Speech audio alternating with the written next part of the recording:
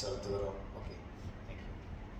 நன்றி செலுத்துகிறோம் ஆண்டவரே, உமக்கு நன்றி செலுத்துகிறோம். நன்றி செலுத்துகிறோம் ஆண்டவரே. ஹalleluya, ஹalleluya, ஹalleluya.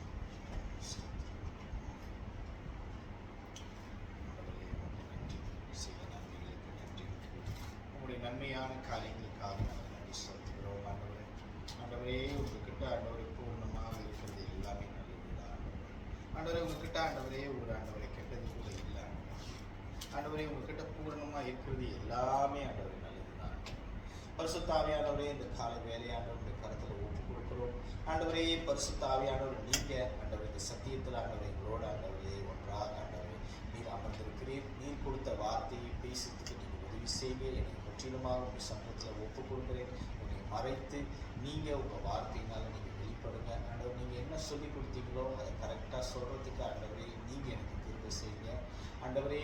இந்த நேரத்தை முற்றிலுமாக உங்களுடைய கரத்தில் ஒப்பு கொடுக்குறோம். உங்களுடைய வார்த்தைகளுக்காக எங்களுடைய இருதயங்களையும் எங்களுடைய சிந்தனைகளையும் நாங்கள் திறந்து ஆண்டவரே நீங்கள் என்ன பேசுகிறீங்களோ அதை கேட்கறதுக்கு மனமுள்ளவர்களாக நாங்கள் ஆண்டவரே எங்களை தாழ்த்தி உங்கள் கரத்தில் ஒப்பு கொடுக்குறோம். இந்த mighty name of the Lord Almighty Jesus Christ.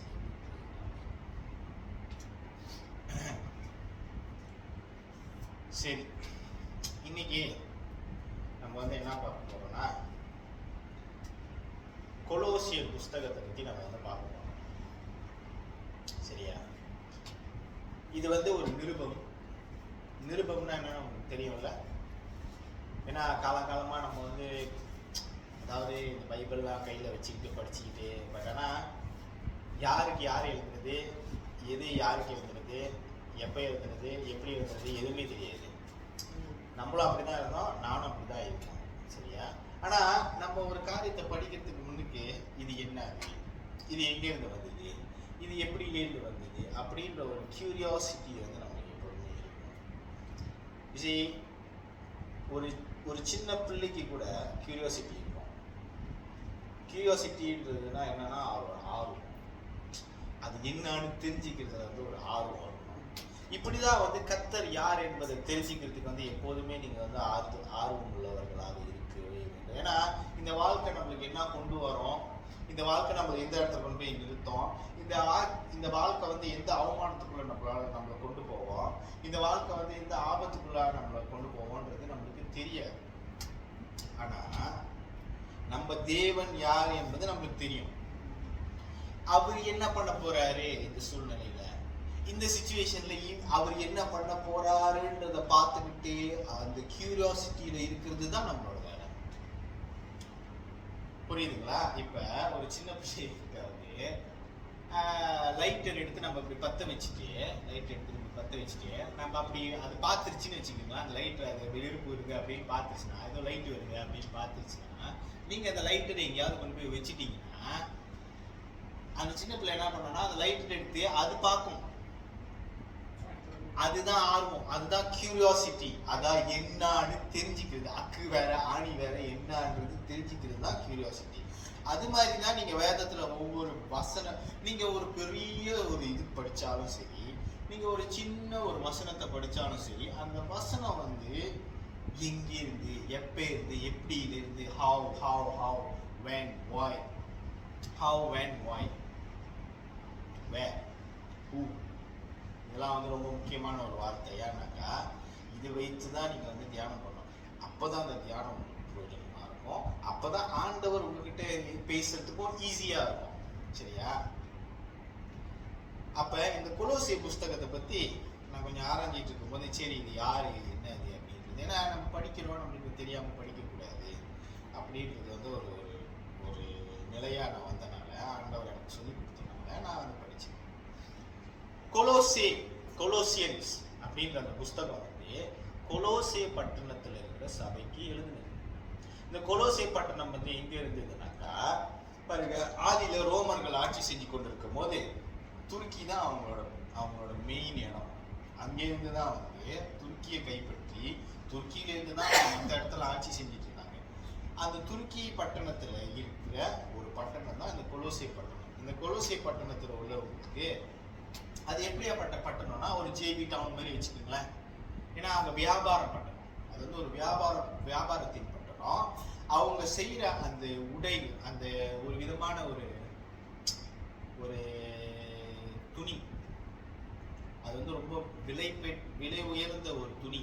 அந்த துணியை உற்பத்தி பண்ற அந்த தொழிற்சாலைகள் வந்து அங்க நிறைய இருந்துச்சு. ஸோ அதனால அந்த இடம் வந்து ஒரு வர்த்தக நகரமா இருந்துச்சு, வர்த்தக நகரம்.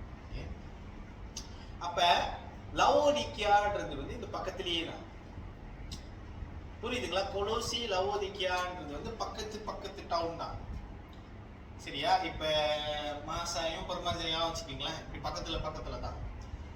அப்ப இங்க உள்ளவங்களுக்கும் அங்க உள்ளவங்களுக்கும் வர்த்தகத்துல வந்து போட்டி. இந்த லவோதிக்கியா சபையை பத்தி நீங்க படிக்கணும்னா நீங்க வந்து வெளிப்படுத்தல் விசேஷத்துல வந்து அந்த 7 சபையில ஒரு சபை வந்து லவோதிக்கியா சபை இருக்குது. அப்ப இந்த பட்டணத்துக்கு கிட்ட இருக்கிற சபை தான் இந்த சபை. அப்ப இந்த கொலோசிய பட்டணத்தாருக்கு அவங்களோட வேலை வந்து என்னன்னா துணி நெய்யுது, வியாபாரம் பண்றது, இதுதான் அவங்களோட வேலை, சரியா? அப்ப இந்த கொலோசிய பட்டணத்துல சபையை கண்டுபிடிச்சது யாருன்னா எபாப்ராஸ் அப்படின்ற ஒரு சகோதரர் தான் இந்த கொலோசியில இந்த கொலோசிய பட்டணத்துல ஒரு சபையை நம்ம ஸ்தாபிக்கணும் அப்படின்னு சொல்லி அவர் ஆவியானவர் அவர் மூலியமா வந்து இந்த புறஜாதிகள் மத்தியில, இந்த ரோமர்கள் மத்தியில வந்து இந்த சபையை ஸ்தாபிக்கணும். புரியுதுங்களா? சோ அப்படியாப்பட்ட, ஆனா பவுல் வந்து கொலோசிய பட்டணத்துக்கு போனது கிடையாது. புரியுதுங்களா? பவுல் கொலோசிய பட்டணத்துக்கு போனதும் கிடையாது. எப்பாப்ராத்து மூலியமாக தான் கொலோசிய பட்டணத்தை பத்தி அவர் தெரிந்து கொள்வார். ஏன்னா அவரு அந்த சபையோட ஸ்தாபகரா இருக்கிறதுனால பவுல் கிட்ட வந்து அவர் வந்து இந்த சபையை பத்தி உள்ள காரியங்களை வந்து டிஸ்கஸ் பண்ணுவாரு. புரியுதுங்களா? ஏன்னா பவுல் வந்து பிரதான அப்போஸ்தலனா இருக்கிறதுனால சபையோட காரியத்தை பத்தி அதை டிஸ்கஸ் பண்ணுவாரு. ஸோ அப்படியாப்பட்ட ஒரு சூழ்நிலையில தான் பவுல், அதாவது பவுல் இந்த நேரத்துல எங்க இருந்தாரு அப்படின்றது வந்து நீங்க பார்க்கணும்னாக்கா அவர் சிறையில் இருக்கும், சரியா? ஏன்னாக்கா அங்க நியூரோ மன்னன் ஒரு மன்னன் வந்து கொடூர ஆட்சி செஞ்சு கொண்டு இருந்தனால பவுலுடைய அந்த ரோமனுடைய அந்த சிட்டிசன்ஷிப் இருக்குல்ல, அந்த கூட வந்து நிராகரிச்சு பவுலை தூக்கி ஜெயில, அந்த மாதிரி ஒரு கொடூரமான ஒரு மன்னன் கீழே தான், அந்த ஒரு காவலுக்கு கீழே தான் இந்த லெட்டரை வந்து அவர் எழுதுறாரு. ஸோ அப்ப இந்த காலம் வந்து எப்படியா, எந்த காலகட்டம்? இயேசு உயிர்த்திலிருந்து மேல போய், அதாவது கிறிஸ்துவுக்கு பின் கிபி 60-62 காலகட்டத்தில் எழுதப்பட்ட புஸ்தகம் தான், நிருபம் தான் இந்த கொலோசியன்ஸ். ஓகே, 4 சாப்டர் இருக்கும், ஓகே, 4 லெட்டர் இருக்கும், புரியுதுங்களா? அதாவது இந்த 4 ஒரே லெட்டர் தான், அந்த அதிகாரமா 4 போட்டு வச்சிருக்கிறாங்க. அப்ப இந்த லெட்டரோடைய பர்பஸ் வந்து என்னது? இதோட இந்த லெட்டர் எழுதின நோக்கம் வந்து என்னது? What is the purpose of writing this letter to the Colossians? Okay, for Paul, what is his purpose? What does he want to say? Okay, அப்ப அவங்களுடைய விசுவாசத்தை பலப்படுத்துறதுக்காக இந்த கொலோசிய பட்டணத்துக்கு அந்த சபைக்காரங்களுக்கும் தெரிஞ்சுங்க, பவுல்னு ஒருத்தர் இருக்கிறாரு, அவர் தான் பெரியவர், அவர்கிட்ட தான் வந்து எப்பாப்ராத்து வந்து போறாரு, அவர்கிட்ட நம்ம பத்தி ரிப்போர்ட் பண்றாரு அப்படின்றது அவங்களுக்கும் தெரியும். அவங்க நேருக்கு நேரா சந்திச்சுக்கிட்டது கிடையாது. இது வந்து நம்ம புரிஞ்சுக்கணும். இப்ப நீங்க ஒரு ஆளை பாக்குறேன்னா அவங்களுக்கு நீங்க எப்படி லெட்டர் எழுதுவீங்க? அவங்களை பலப்படுத்துறதுக்கு நீங்க எப்படி லெட்டர் எழுதுவீங்க? இல்ல அவங்களோட விசுவாசத்தை குறித்து கேள்விப்பட்டு லெட்டர் எழுதுறாரு பவுல். ஏன்னா இது பரிசுத்த ஆவியானவர் மூலியமா எழுதப்பட்டிருக்கிறனாலதான் அது வேதத்துல வந்து அங்கீகரிக்கப்பட்டு வேதத்துல ஒரு அதிகாரமா அது இருக்குது. ஸோ இது முதலாவது நம்ம புரிஞ்சுக்கணும். இப்படியாப்பட்ட ஒரு காலகட்டத்துல தான் இந்த கொலோசியர் புஸ்தகம் எழுதப்பட்டிருக்கு. இப்படி நீங்க படிச்சானா இந்த கொலோசியர், ஓகே, இங்க உள்ளவங்க என்ன பண்ணாங்க, இங்க உள்ளவங்க எப்படி இருந்தாங்க, இங்க உள்ளவங்களுக்குள்ள இருந்த அந்த காரியங்கள் ஏதாவது நம்மளுக்குள்ள இருக்குதா அப்படின்னு ஆராய்ச்சி பார்க்கறதுக்காக தான் இந்த புஸ்தகம் வந்து இதுல இருக்கு. புரியுதுங்களா? அப்ப பாருங்க, கொலோசியர் 2வது அதிகாரம் 6வது வசனம் 7வது வசனத்தை படிங்களேன்.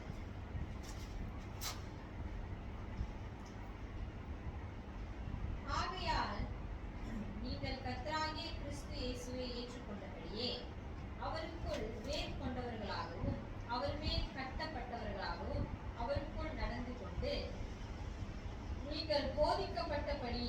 விசுவாசத்தில் உறுதிப்பட்டு ஸ்தோத்திரத்தோடே அதை பெறுவீர்களாக.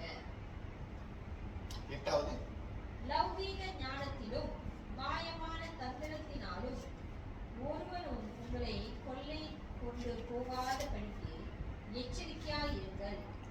அது மனுஷர்களின் பாரம்பரிய நியாயத்தையும் உலக வழிபாடுகளையும் பற்றினதே அல்லாமல் கிறிஸ்துவை பற்றினதல்ல. ஆமென். புரியுதுங்களா? இப்ப இங்க உள்ளவங்களுக்கு என்ன பிரச்சனைன்றது வந்து நம்மளுக்கு புரியும். அதாவது இங்க உள்ளவங்களோட விசுவாசம் ஊசலாடி கொண்டிருக்கிறது. ஆனா நீங்க கொலோசியர் 1வது அதிகாரத்தை படிச்சீங்கன்னா 1வது அதிகாரத்துல 3வது வசனத்திலிருந்து 8வது வசனம் வரைக்கும் நீங்க படிச்சீங்கன்னாக்கா இவங்களோட விசுவாசத்தை பத்தி பவுல் எழுதுறாரு. அவர் கேள்விப்பட்ட விதமா எழுதுறாரு. இந்த அந்த 3வது வசனத்திலிருந்து 8வது வசனம் வரைக்கும் படிக்கலாம். இயேசு கிறிஸ்துவின் மேலுள்ள உங்கள் விசுவாசத்தையும் பரிசுத்தவான்கள் எல்லார் மேலும் உள்ள உங்கள் அன்பையும் குறித்து நான் கேள்விப்பட்டு பரலோகத்தை உங்களுக்காக வைத்திருக்கிற நம்பிக்கையின் நிமித்தம் நம்முடைய கர்த்தராகிய இயேசு கிறிஸ்துவின் பிதாவாகிய தேவனுக்கு ஸ்தோத்திரம் செலுத்தி எப்பொழுதும் உங்களுக்காக வேண்டுதல் செய்கிறோம். அந்த நம்பிக்கையை குறித்து நீங்கள் முன்னமே சத்திய வசனமாகிய சுவிசேஷத்தினாலே கேள்விப்பட்டீர்கள். அந்த சுவிசேஷம் உலகமெங்கும் பரம்பி பலன் தருகிறது போல உங்களிடத்திலும் வந்து நீங்கள் அதை கேட்டு தேவ கிருபையை சத்தியத்தின்படி அறிந்து கொண்ட நாள் முதல் அது உங்களுக்குள் பலன் தருகிறதா இருக்கிறது.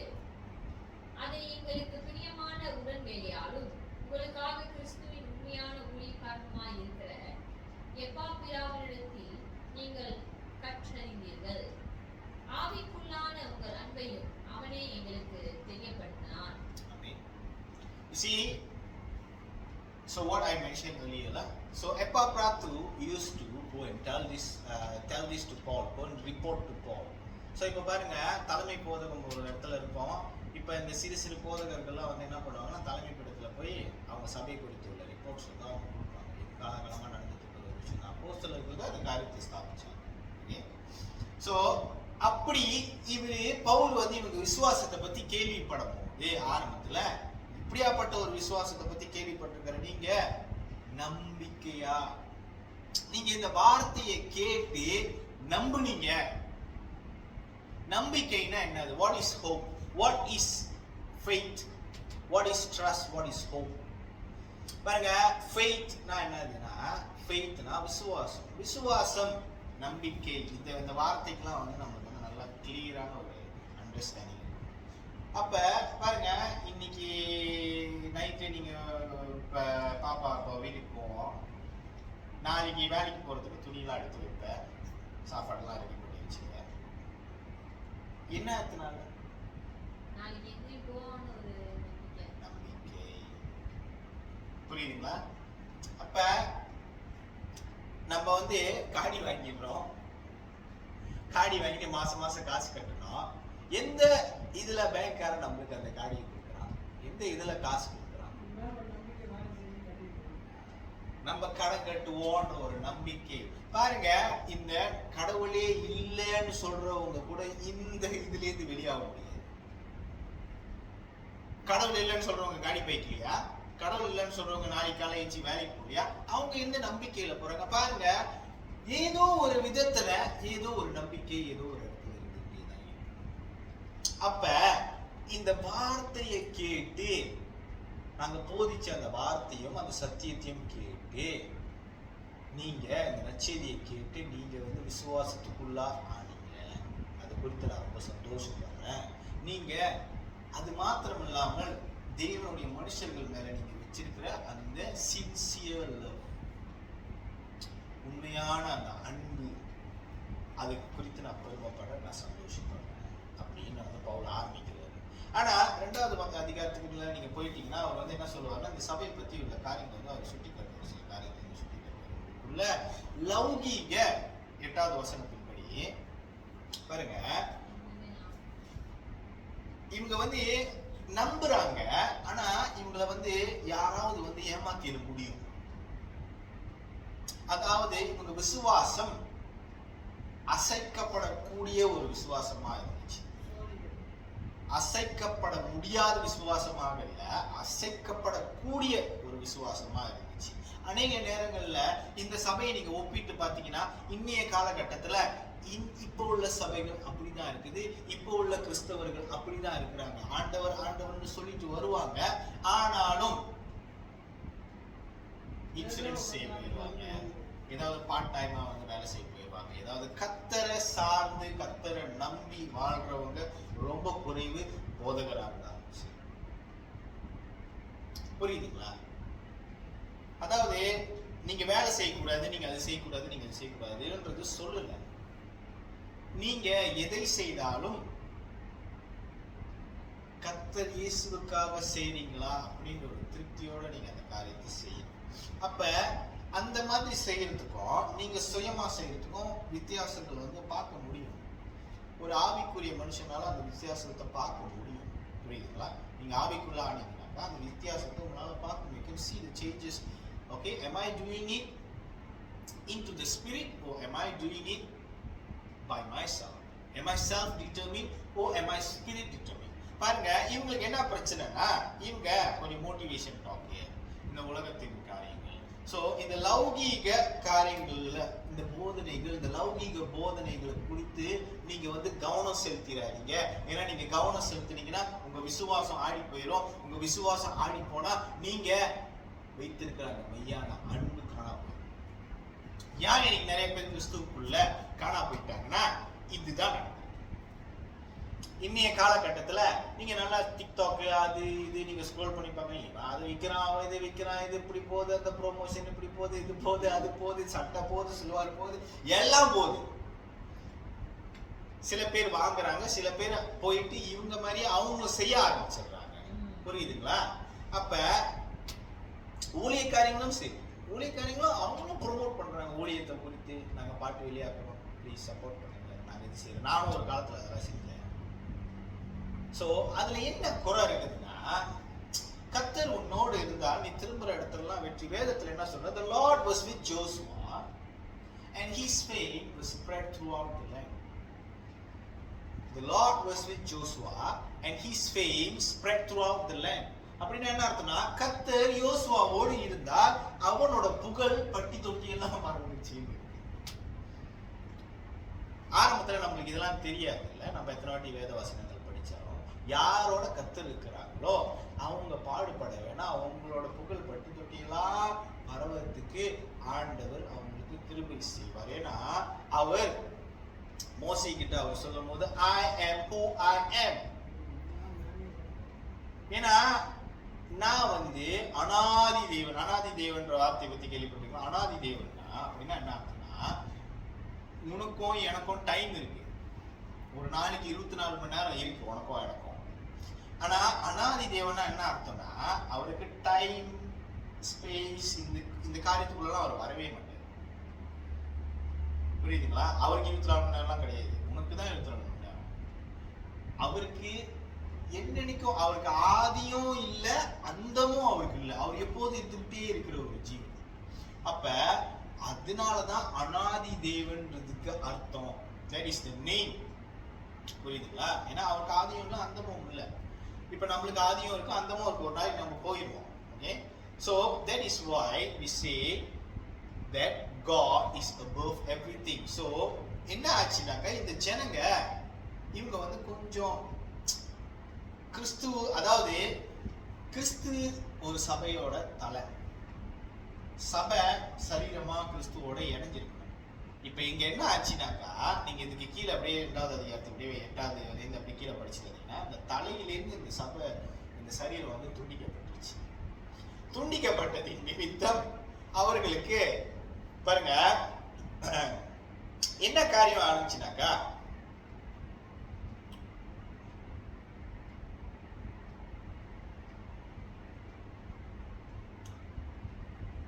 பதினாறாவது வசனத்தை படிய.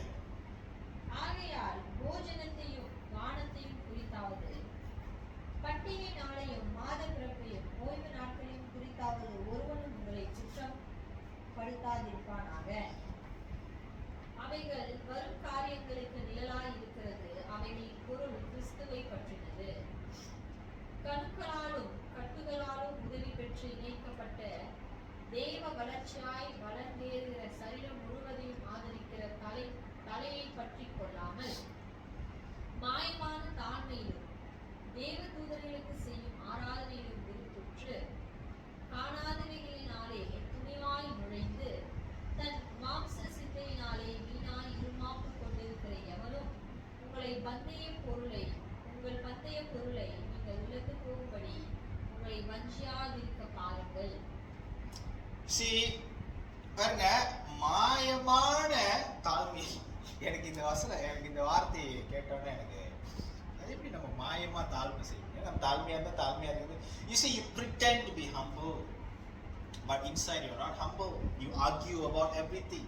நீங்க எது குறித்து வேணாலும் ஒரு 4-5 பேர் ஒரு காரியத்தை குறித்து இந்த சபையில ஏதாவது செய்யறாங்கன்னாக்கா இவங்க 2 பேர் எதிர்ப்பாங்க, 2 பேர் ஒரே சரீரமா நீங்க அந்த காரியத்தை செய்யறது இல்ல. கிறிஸ்துவோடைய அன்பு உங்களுக்குள்ள பற்றதுல கொஞ்சமா நீங்க பின்தள்ளி போயிட்டனால 2 people cannot agree on the same thing because you are not in the body of Christ. If Christ is your head, கிறிஸ்துவனுடைய தலையாக இருந்தால் நீ சரீரமா ஒன்னா இயங்குவ. இந்த சபைன்ற ஒரு காரியத்துக்கு நீங்க சரீரமா கிறிஸ்துவோட தலையா இணைஞ்சி, கிறிஸ்துவோட தலையோட இணைஞ்சி நீங்க சரீரமா சபையா இருக்கிறது இஸ் வெரி இம்பார்ட்டன்ட். புரியுதுங்களா? இன்னைக்கு எத்தனையோ சபை அந்த தலையிலிருந்து துண்டிக்கப்பட்டு தனியா உடம்பு மட்டும் சுத்திட்டு இருக்கு. அவன் தனியா உடம்பு மட்டும் சுத்திட்டு இருக்கு. எங்க சுத்திட்டு இருக்கு? தலை இல்லாம உடம்பு எங்க போவோம்? இங்க போய் செவுத்துல இடிக்கும், அங்க போய் இடிக்கும், இங்க இடிக்கும், அங்க இடிக்கும். கடைசியா இயேசு சொல்றாரு, குருடனுக்கு குருடன் வழிகாட்ட முடியுமோ, இருவரும் பள்ளத்தில் விழுவார்கள் அல்லவா அப்படின்னு சொல்றாரு இல்ல. அதுதான் அவனுக்கும் தலை இல்ல, உனக்கும் தலை இல்ல.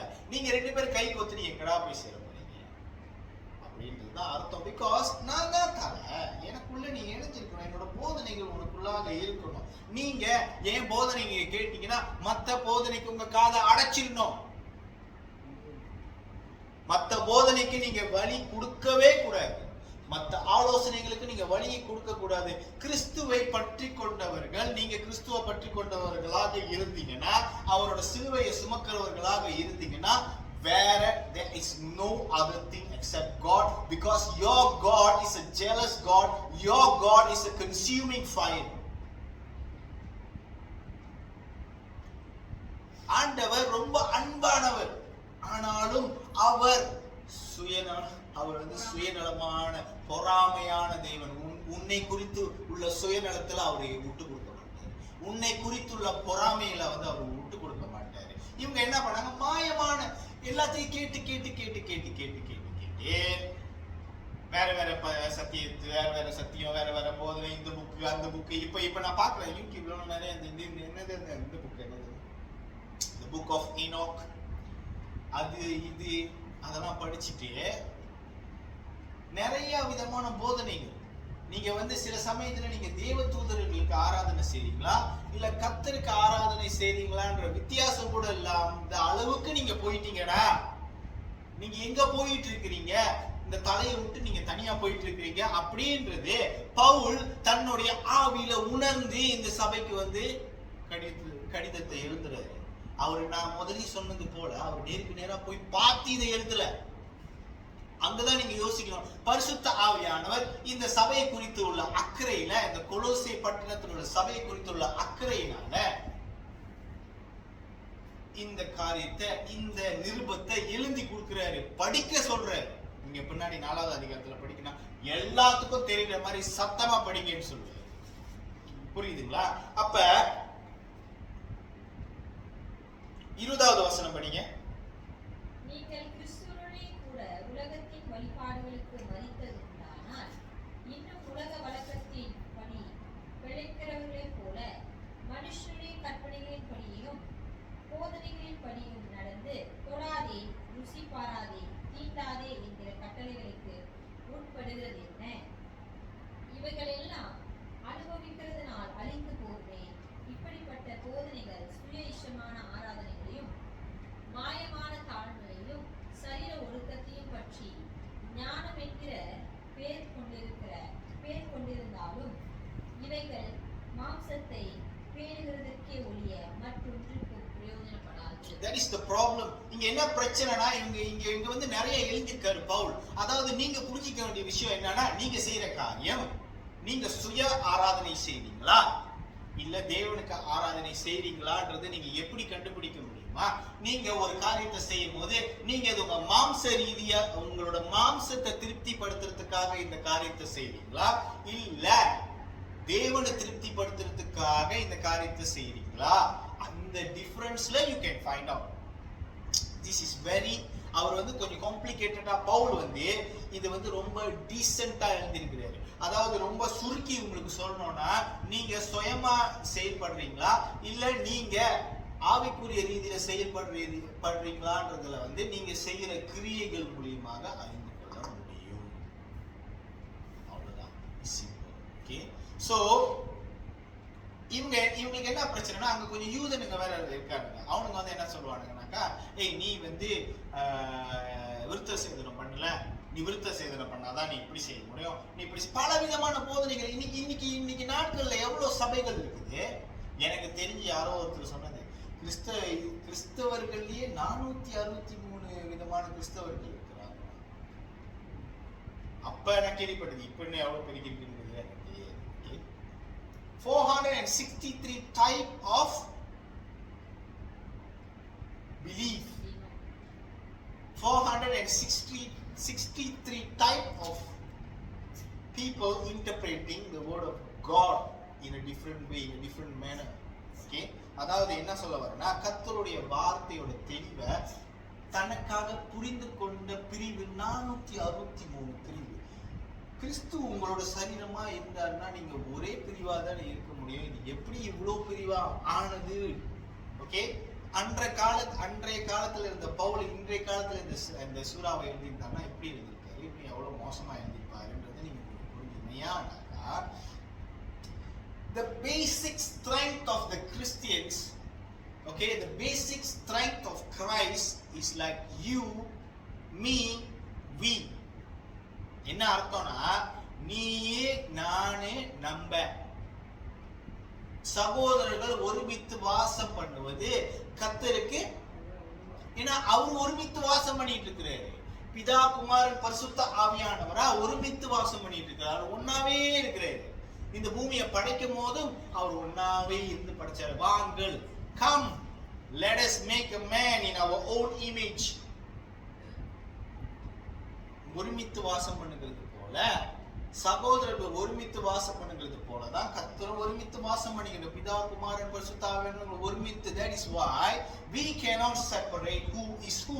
We serve the God of Trinity, so we have to be unity. ஒருமனத்துவம் இருக்கணும். சபைக்கு சபை ஒருமனத்துவம் இருக்கணும். இந்த பாஸ்டரை பார்த்தா அவர் பேச மாட்டார், அந்த பாஸ்டரை பார்த்தா இவர் பேச மாட்டார். அப்படியே பேசினாலும் இவங்க மனசுல இவங்களுக்கு 1008 விஷயம் ஓடிட்டு இருக்கும், அவங்க மனசுல. இதெல்லாம் you cannot serve. I'm sorry. கர்த்தர் எதிர்பார்க்கிறது இது இல்ல. கர்த்தர் எதிர்பார்க்கிறது நீங்க எத்தனை பிரிவுல இருந்து வந்தீங்கன்றது இல்ல, நீங்க எங்க வந்தீங்க போனீங்கன்றது எதிர்பார்க்கல. இப்ப நீங்க எப்படி இருக்கிறீங்க, இனிமேலும் நீங்க எப்படி இருக்க போறீங்க, கர்த்தரோட எப்படி நீங்க நடக்க போறீங்க. நீங்க என்னைக்கு இந்த பேசிக் principle of this world, when you carry this in your shoulder, you cannot carry the cross. ரெண்டு தான் உங்களால தூக்க முடியும். ஒண்ணு, நீங்க இந்த லௌகீக காரியங்களோட போதனைகளை உங்களோட தோளில நீங்க சுமக்க முடியும். அப்படி அதை சுமக்கலனாக்கா நீங்க சிலுவையை தான் சுமக்க முடியும். ரெண்டுல ஏதாவது ஒன்று தான் நீங்க. அதான் இயேசு சொல்றாரு, no man can serve two masters. He shall leave the one and go with the either one. You understand? God, you cannot serve both God and money. சரி, ஏன் இந்த மாதிரி நூதனமான போதனைகள்லாம் வருது, ஏன் இந்த மாதிரி நூதனமான காரியங்களை ஆளுங்க செய்யறாங்கன்னா, அதுக்கு ஒரே ஒரு குறிக்கோள் தான், மணி. Money is everything. Okay? Money is the answer for everything. Yes, it is true. ஆனா இயேசு என்ன சொல்றாருன்னா, தன்னுடைய ஊழியத்துல காசே கையில ஹேண்டில் பண்ணாத ஜீசஸ் வந்து உங்களுக்கு என்ன சொல்றாருன்னா, நீங்க இத குறித்து எல்லாம் கவலைப்படாதீங்க. நீங்க என்ன சாப்பிடுவீங்க, என்னத்தை உடுத்துவீங்க, என்னத்தை குடிப்பீங்கன்றது குறித்து நீங்க கவலைப்படாதீங்க. இத குறித்து யார் கவலைப்படுவாங்க? Pagans. The pagans will run after these things because you see the teaching of the pagans has come into the church. பாகானுடைய போதனைகள் சபைக்குள்ள வந்தனால பவுல் இந்த மாதிரி ஒரு லெட்டர் எழுத வேண்டியதா இருக்குது இந்த கொலோசை பட்டணத்து மக்களுக்கு. because they are business people. They are business people. What they know is like, நான் வருவேன் சபைக்கு, நான் வந்த உடனே நான் வந்து என்னோட காணிக்கையை நான் ரசமா வாங்க போட்ட உடனே எனக்கும் சபைக்கு ஒரு சம்பந்தம் கிடையாது. I need to go out and do business. Business செய்யறவங்க எப்படி இருப்பாங்க? They have to cheat people. They have to talk a lot of lies to people. Yes, நேர்மையா பிசினஸ் செய்யறவங்க இருக்கிறாங்க, but very less. நீங்க வியாபாரம்ன்ற ஒரு துறையை ஆரம்பிச்சிட்டாலே அதுல நீங்க ஒரு சில பொருட்கள் பண்ண வேண்டியது இருக்கும், வேற வழி இல்ல. அதனாலதான் இந்த சபை ஜனங்கள் மற்ற போதனைகளுக்கு இடம் கொடுக்கிறதுக்கு it's very easy for them to get cheated. It's very easy for them to let the ravenous wolf come into the church. That means that கள்ள போதனைகள், கள்ள போதகர்கள் சபைக்குள்ள வரதுக்கு அவங்க கதவை திறந்து கொடுக்கிற ஜனங்களாக அவங்களால இருக்க முடியும். ஏன்னாக்கா வெளுத்ததெல்லாம் பாலுன்னு நம்புறதுனால, கிறிஸ்துவ பத்தி ஆழமான ஒரு அன்பு இல்லாதனால. அன்பு இருக்குது ஆனா ஆழமா இல்லை. ஏன்னா நீங்க கிறிஸ்துவ ஒவ்வொரு நாளும் அறியுறது வேற, ஒவ்வொரு நிமிடமும் கிறிஸ்துவ அறியுறது வேற, மாசத்துக்கு ஒரு வாட்டி அறியுறது வேற, வருஷத்துக்கு ஒரு வாட்டி அறியுறது வேற. சிலவங்க கிறிஸ்துமஸ்க்கு தான் சர்ச்சுக்கே வருவாங்க. ஸோ அந்த மாதிரி ஃபேமிலிஸ் கூட எனக்கு தெரியும். பாருங்க, that is not the point, but the point is Jesus in you. அப்ப பாருங்க, 3வது அதிகாரத்துல வந்து 1வது வசனம் படிங்க. நீங்கள் கிறிஸ்துவுடன் கூட எழுந்ததுண்டானால் கிறிஸ்து தேவனுடைய வலது பாரிசத்தில் வீற்றிருக்கும் இடத்தில் உள்ள மேலானவைகளை தேடுங்கள். பூமியில் உள்ளவைகளை அல்ல, மேலானவைகளையே நாடுங்கள். Amen. See, if you claim, இப்ப இந்த 463 type of churches இருக்குதுல்ல, so இந்த சர்ச்ல மேலானவைகளே நாடுகிற சர்ச்சஸா இருந்ததுன்னா தப்பிச்சாங்க.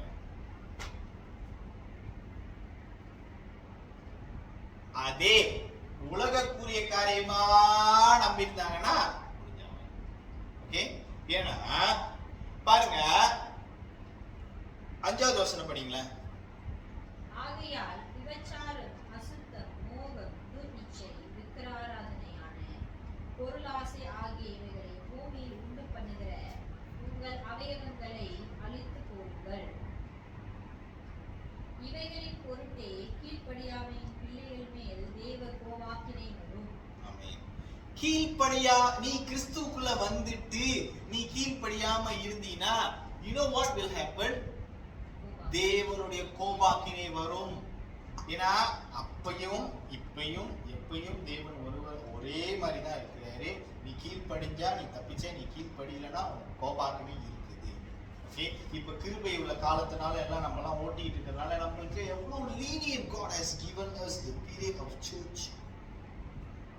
அந்த கிரேஸ்ன்ற அந்த ஒரு விஷயம் இருக்குது இல்ல, அது வந்து எவ்வளவு வந்து ஒரு லீனியனான ஒரு விஷயம்.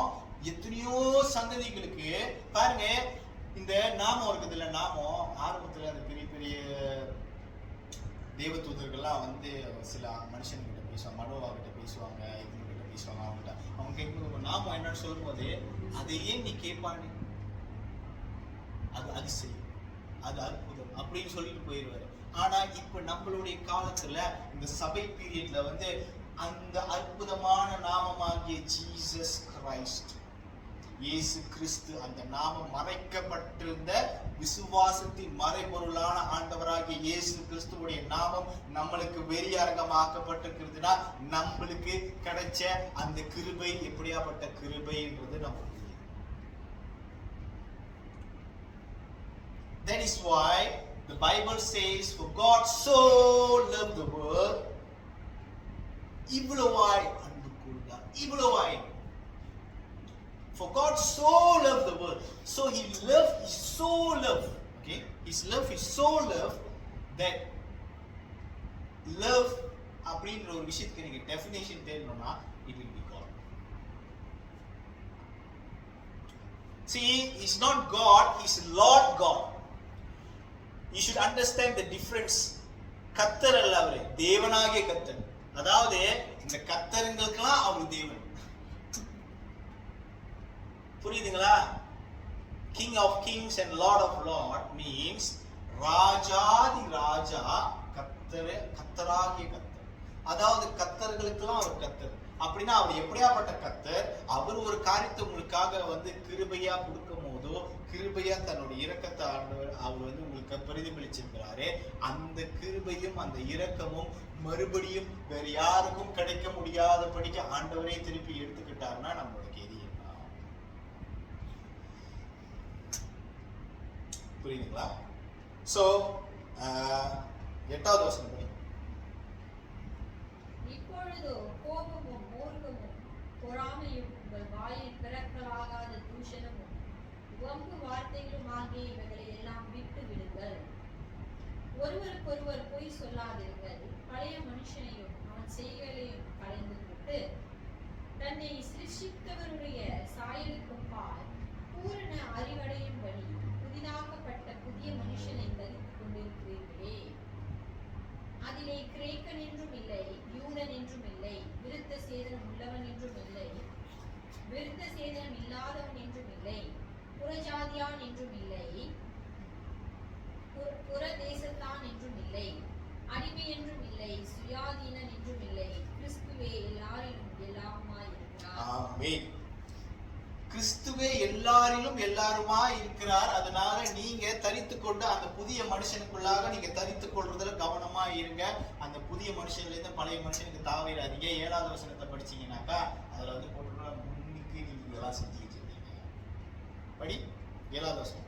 நீங்களும் முற்காலத்திலே அவர்களுக்குள்ளே சஞ்சரித்த போது அவைகளை செய்து கொண்டு வந்தீர்கள். You understand or not? நீங்க அதுக்குள்ள இருந்தப்ப நீங்க அதெல்லாம் செஞ்சுக்கிட்டு இருந்தீங்க. எதெல்லாம் செஞ்சுக்கிட்டு இருந்தீங்க? 6வது வசனம் படி. இவை 5வது வசனம். ஆகையால் விபச்சாரம், அசுத்தம், மோகம், துரிச்சை, விக்கிராராதனையான பொருளாசை ஆகிய இவைகளை பூமியில் உண்டு பண்ணுகிற உங்கள் அவயவங்களை அழித்துக் கொள்ளுங்கள். பொருளாசை விக்கிராராதனைக்கு சமம். சவுல் இந்த காரியத்தை செய்தனால சாமுவேல் அவரை பார்த்து சொல்றாரு, பொருளாசை விக்கிராராதனைக்கு சமம். ஏன்னா ஏதோ ஒரு இடத்துல இந்த ஆட்டெல்லாம் தூக்கி வந்துடுறாரு, தேவனுக்கு பலி கொடுக்குறாரு. அது பொருளாசை. பொருளாசை நம்மளுக்குள்ள இருந்தாக்கா கிறிஸ்து நம்மளுக்குள்ள இல்லை. இன்னைக்கு இதை வித்தா அது கிடைக்கும், அது கொடுத்தா இது கிடைக்கும், இது இப்படி அது இப்படி இது இப்படி. ஐ மீன் அப்படி யோசிக்கிறது தப்பு இல்லை. ஆனா அந்த பொருளாசை உங்களை மேற்கொள்ளாதபடிக்கு கிறிஸ்துவ உங்களை மேற்கொண்டிருந்தா, இப்ப கிறிஸ்துவ உங்களை மேற்கொண்டிருந்தா இந்த மாதிரி காரியங்கள் உங்களை மேற்கொள்ள முடியாது. இந்த மாதிரி காரியங்கள் உங்களை மேற்கொள்ளுதுன்னா கிறிஸ்துவ உங்களுக்குள்ளார மேற்கொள்ளுது. சோ இது நிமித்தமா சபைகள் ரொம்ப துக்கத்தோடு இந்த காரியத்தை பகிர்ந்து கொள்றேன். ஏன்னாக்கா சபைகள் இன்னைக்கு சபையோட பலன் இல்லாம போயிட்டு இருக்குது. சபைதான் நாட்டுக்கு முன்னாடி வந்து நிக்கணும், சபைதான் முன்னுக்கு இருக்கணும் நாட்டுல. நீங்க எந்த ஒரு இந்த உலக வட்டத்துல இந்த குறிப்பிட்ட எந்த ஒரு நகரத்து மேல நீங்க கையை வச்சாலும் அந்த சபை அங்க முன்னாடி இல்ல. That is a problem because we are God's children. புரியுதுங்களா? பாருங்க, இயேசு நீங்க ஒருவேளை புதிய மனுஷனாக நீங்க இருந்தீங்கன்னா, புதிய மனுஷனாக நீங்க அதை தரித்துக் கொண்டிருந்தீங்கன்னா, so what will your character be? அதாவது உங்களுடைய கதாபாத்திரம் எப்படியாப்பட்ட கதாபாத்திரமாக இருக்கும் என்றால் 12வது வசனத்தை படி. ஆகையால் நீங்கள் தேவனால் தெரிந்து கொள்ளப்பட்ட பரிசுத்த பிரியருமாய் உருக்கமான இரக்கத்தையும் தயவையும் மனத்தாழ்மையும் சாந்தத்தையும் நீடிய பொறுமையும் தரித்துக் கொண்டு ஒருவரை ஒருவர் தாங்கி ஒருவர் பேரில் ஒருவருக்கு குறைபாடு உண்டானால் கிறிஸ்து உங்களுக்கு மன்னித்தது போல ஒருவருக்கொருவர் மன்னியுங்கள். இவை எல்லாவற்றின் மேலும் பூரண சற்குணத்தின் கட்டாகிய அன்பை தரித்துக் கொள்ளுங்கள். தேவ சமாதானம் உங்கள் இருதயங்களில் ஆளக்கடவது. இதற்கு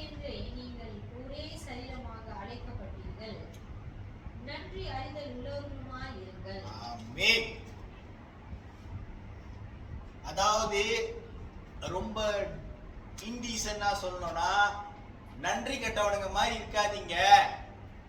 ஏன்னாக்கா உங்களுக்குள்ள நீங்க தேவன் தேர்ந்தெடுத்த ஜனங்களாக இருந்தீங்கன்னா நீங்க கிருபை, இரக்கம், சாந்தம், விசுவாசம், பொறுமை இந்த விஷயங்கள் எல்லாத்தையும் இருந்து ஒருவருக்கு ஒருவரை தாங்கிக் கொள்ளுங்கள். ஒருவருக்கு ஒரு bear with one another. Forgive whatever grievances you may have against one another. Forgive as the Lord forgave you. And above all these virtues, put on love, which binds them all in perfect unity. And the peace of the Lord God will be with you. Nowadays, நம்ம இருதயத்துல சமாதானம் இல்லை என்றால் சபை காரியங்கள் குறித்தோ இல்ல மற்ற காரியங்கள் குறித்தோ உங்க வாழ்க்கையில உங்களுக்கு சமாதானம் குறைவா இருக்குதுன்னா this is the problem. If you do not have peace in your heart, if the peace of God does not rule in you, it means you have lacked something in this. So what I encourage, okay, what is the takeaway? நம்ம என்ன எடுத்துட்டு கொண்டு போறோம்? நம்ம என்ன எடுத்துட்டு கொண்டு போறோம்னா இன்னைக்கு நீங்க வீட்டுக்கு போய் தேவ சமாதானம் உங்களுக்குள்ள இருக்குதா? நீங்க புதிய மனுஷனா மாறி இருக்கிறீங்களா? நீங்க புதிய மனுஷனா மாறினதின் நிமித்தம் உங்களுக்குள்ள எந்தெந்த காரியங்கள் மாறப்பட்டிருக்கிறது? நீங்க ஒருவருக்கு ஒருவர் தாங்கிக் கொள்றீங்களா? நீங்க கிறிஸ்து உங்களை மன்னிச்சது போலவே நீங்க மற்றவங்களை மன்னிக்கிறீங்களான்றது போயிடுச்சு. சரியா? சோ இந்த கொலோசே பட்டணத்தில் உள்ள சபைக்கு இவ்வளோ காரியங்கள் இருந்தனால ஆவியானவர் ஏவப்பட்டு பவுல் இந்த சபைக்கு இந்த நிருபத்தை எழுதுறாரு. என்னைக்காவது உங்களோட ஆவிக்குரிய ஜீவியத்துல நீங்க குறை காண்றது போல உங்களுக்கு தெரியுதுன்னா மறுபடியும் இந்த நிருபத்தை எடுத்து படிச்சு பரிசுத்த ஆவியானவரோடு ஒப்புரவாகி நீங்க உங்களுடைய நற்கிரியைகளை பெருக பண்ணிடுங்க. ஏன்னா பெருக பண்றதும் குறையா ஆக்குறதும் கர்த்தர் ஒருவரால் தான் முடியும். அவர் உங்களுக்குள்ள இருந்தாருன்னா நீங்க சமாதானத்துல பெருகிக்கிட்டே இருப்பீங்க. உங்க கருத்துல ஒண்ணு இருக்காது. தேவ சமாதானம்னா என்னன்றது நிறைய பேருக்கு தெரியாது. தேவ சமாதானம்னா என்னன்றதுன்னா நம்மளுக்கு okay, we have bought a house, happily God has given me, I have the peace of God in me. That is not the peace of God. தேவ சமாதானம் என்பது என்னன்னா உங்க கையில ஒண்ணுமே இருக்காது, ஆனா எல்லாமே இருக்கிறது போலவே உங்களுக்கு சமாதானமா இருக்கும். உங்களோட தேவைகள் சந்திக்கப்படும் என்ற விசுவாசம் உங்களுக்குள்ள இருக்கும். உங்க விசுவாசத்தை யாரும் தொட முடியாது. உங்க கையில ஒண்ணுமே இல்லைனாலும் எல்லாமே இருக்கிற மாதிரி நீங்க நடந்து போயிட்டே இருப்பீங்க. That is the fullness and the peace of God. இப்படியாப்பட்ட மனிதர்களுக்கு தேவனே அருகில் இருப்பார். அதை காட்டிலும் நீங்க விரும்புற பொண்ணும் வெள்ளியும் குடம்பொருளும் எல்லா காரியமும் it's waste. That is why நீதிமொழியில போட்டிருக்குது பொண்ணை காட்டிலும் என்ன தேர்ந்தெடு, வெளியே காட்டிலும் என் வசனத்தை தேர்ந்தெடுன்றது எதுக்கு போட்டிருக்குதுன்னா when God is with you, the peace of God rules in you. 10 காசு கூட ஒரு மனுஷன் கையில இல்ல, ஆனா சந்தோஷமா அங்கங்க போய் எல்லாத்தையும் சீக்காரியெல்லாம் நல்லா ஆக்கிக்கிட்டு சமாதானம் பண்ணிக்கிட்டு எல்லாத்தையும் கூட சாப்பிட்டுக்கிட்டு பாவிகளோட இது பண்ணிக்கிட்டா இருக்கு. Jesus did that. Literally செஞ்சு காட்டுறதுக்கு யார் இருக்காங்க? அப்பெல்லாம் நம்ம பேச முடியாது. இயேசு அப்படிதான் இருந்தாரு. சோ அதுதான் அவரும் நம்ம கிட்ட இருந்து எதிர்பார்க்கிறாரு. அவர் ஒரு தியாகம் பண்ணது போலவே நீங்க அவருக்கு ஒரு தியாகம் பண்ணோம்னா நீங்க இதைதான் பண்ணணும். இதை காட்டிலும் மேன்மையா ஒரு காரியமும் இல்லை. Amen. So let us pray. ஆண்டவரே, இந்த நேரத்தை கொடுத்ததுக்காக நன்றி ஐயா. ஆண்டவரே கொலோசை பட்டணத்துக்கு இருந்த அந்த நிருபத்தை பத்தி நாங்கள் தியானிக்கிறதுக்கு நீர் எங்களுக்கு கிருபை செய்தது